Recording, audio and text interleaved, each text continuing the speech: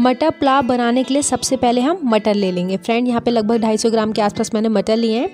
और यहाँ पे लेंगे चावल। फ्रेंड्स यहाँ पे मैंने बासमती चावल लिए हैं, क्योंकि जो हमारे पुलाव होते हैं वो बासमती राइस के ही बहुत ज़्यादा अच्छे बनते हैं और इसकी खुशबू भी बहुत अच्छी आती है।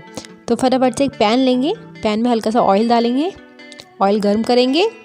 तो फ्रेंड्स ऑयल देखिए गर्म हो गया है। अब इसमें हम थोड़ा सा जीरा डाल देते हैं, साथ ही प्याज डाल देंगे, साबुत गरम मसाले डाल देंगे, इन सबको अच्छे से भून लेते हैं। फ्रेंड यहाँ पे साबुत गरम मसाले मैंने इसलिए डाले हैं क्योंकि पुलाव में इनकी बहुत अच्छी खुशबू आती है। गरम मसालों के बिना पुलाव हमारा बिल्कुल अधूरा सा लगता है। तो फ्रेंड्स आप देख सकते हैं हमारा गरम मसाले एंड प्याज दोनों भूनकर अच्छे से रेडी हो गए हैं।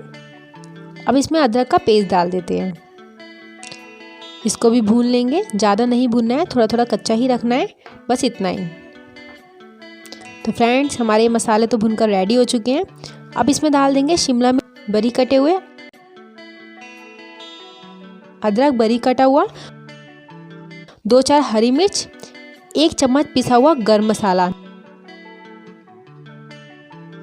नमक डाल देते हैं थोड़ा सा स्वाद अनुसार। अब इन सबको अच्छे से मिक्स कर लेंगे।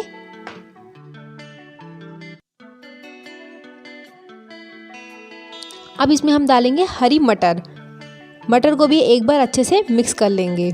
अब इसमें डाल देंगे चावल। तो फ्रेंड्स अब इसमें हम डालेंगे अपने हिसाब से पानी, आप चावलों के हिसाब से पानी रख सकते हैं। तो फ्रेंड्स अब सब कुछ रेडी हो चुका है। अब चावल को लो फ्लेम में लगभग 15 मिनट तक पकाना है। तो अब इसको हम ढक देते हैं। तो फ्रेंड्स 15 मिनट हो गए हैं, हमारे मटर पुलाव बनकर बिल्कुल रेडी है। आप देख सकते हैं फ्रेंड्स कितने ज़्यादा टेस्टी लग रहे हैं।